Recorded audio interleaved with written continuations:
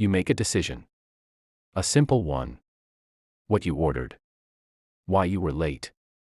What you meant by that message. And before anyone even reacts, you are already explaining yourself. Already justifying. Already defending. No one asked.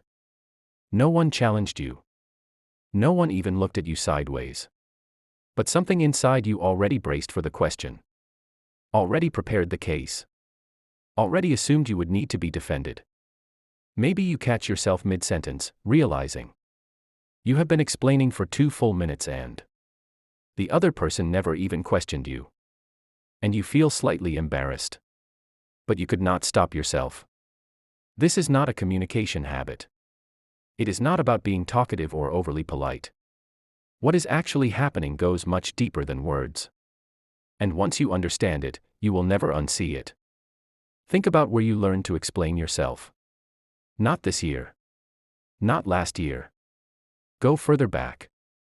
Was there someone in your life whose approval felt unpredictable? Whose silence felt dangerous? Maybe love in your home came with conditions attached. Maybe being misunderstood had real consequences. So you learned, very early, that if you explained yourself thoroughly enough, you could control the outcome. If you got ahead of the judgment, you were safe. If you filled the silence before it could become disapproval, you were safe. Explaining was not weakness. It was armor. It was survival. The brain stored this pattern as a rule. Silence is unpredictable. Explanation is control. And rules that kept you safe in childhood do not simply disappear when you grow up. They become your nervous system's default setting. Psychologists call this a fawn response. When faced with potential conflict or disapproval, the body does not fight. Does not flee. It appeases. It explains. It smooths. It makes itself acceptable before anyone complains. And here is what makes it exhausting. You are not just explaining to others. You explain to yourself constantly. Justifying your rest. Justifying your choices. Justifying your right to simply exist without performing a reason. You cancel plans and immediately write a paragraph. You ask for something small and attach 3 reasons why you deserve it. You express an opinion and then immediately soften it before anyone pushes back. The cruel irony is, the more you over-explain, the less people actually hear you. When everything comes with a justification attached, the words lose weight. The explanation starts to sound like an apology for existing.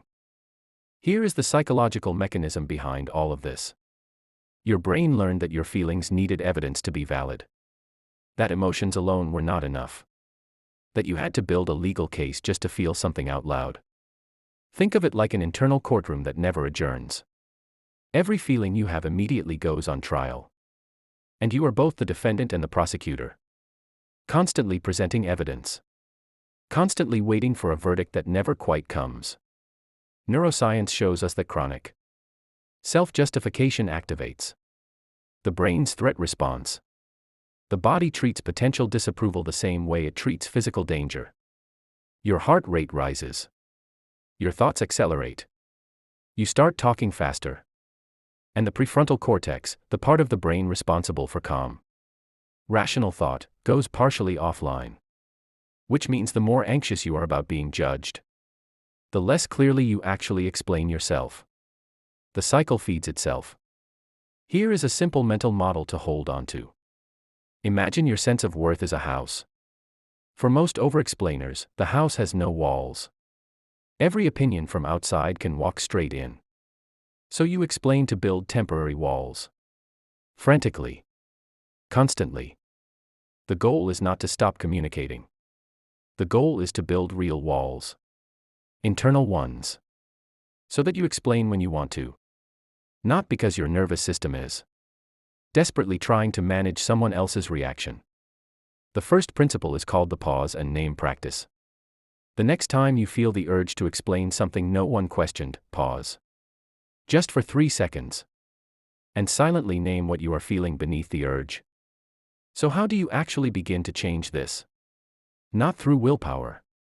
Not by forcing yourself to stay silent and white-knuckling through discomfort. The brain needs something more precise than that. It needs new evidence. Are you feeling judged? Unsafe? Like your choice needs to be earned? Naming the feeling activates the prefrontal cortex and reduces the threat signal. The urge to explain does not disappear, but it loses its urgency. You get a moment of choice. The second principle is letting silence be neutral. Your nervous system was trained to read silence as threat, as judgment forming, as disapproval brewing. But silence is almost never what your body says it is. Practice sitting in small silences without filling them. After you say something, let it land.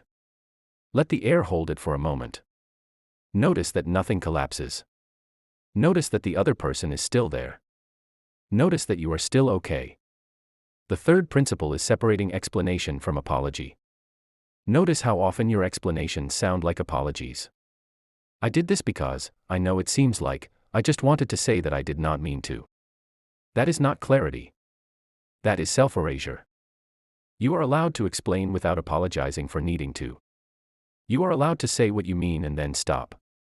A complete sentence does not need a disclaimer attached. Your words have the right to simply exist.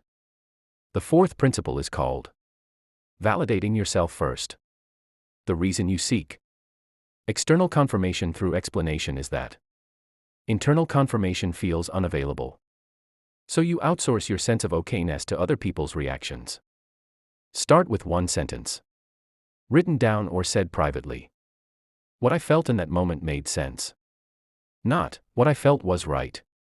Not, what I felt was perfect. Just, it made sense. Given what I knew. Given what I had been through. This works because self-validation activates the same neural pathways as external validation. The brain does not always distinguish the source. It just registers, I have been confirmed. The threat signal quiets. The urge to explain loses its grip. The fifth principle is the most important one. Start noticing when you explain, and ask who you are actually talking to.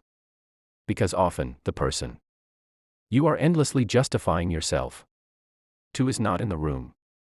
They have not been in the room for years. You are still explaining to the parent who dismissed you, the teacher who humiliated you, the person who made you feel like your feelings needed a permit. And they are not listening because they are not there. Only you are there. This is the real work. Not learning to explain better. Learning to notice when the trial is happening. And gently remind yourself that the judge from your past no longer has jurisdiction over your present. Here is the one model to carry with you. Call it the wallless house. Your over-explaining was never about being understood. It was about building temporary walls around a self that never learned it was allowed to simply stand without being justified. Every time you pause instead of explain. Every time you let silence breathe. Every time you say what you mean without apologizing for it, you lay one more brick. Quietly. Without anyone needing to notice. You do not need to earn your right to feel what you feel. You do not need to submit evidence before your experience is allowed to be real. You felt it. That is already enough. That has always been enough. The people who truly need to understand you will. Without the paragraph. Without the disclaimer. Without the preemptive defense. And the ones who only accept you when you over-explain were never really accepting you to begin with.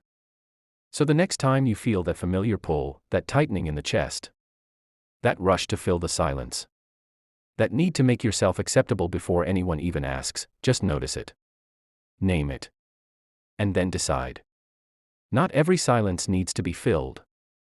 Not every choice needs a reason attached. Not every version of you needs to be explained. Some things are allowed to simply be, without a case built around them. You are allowed to simply be.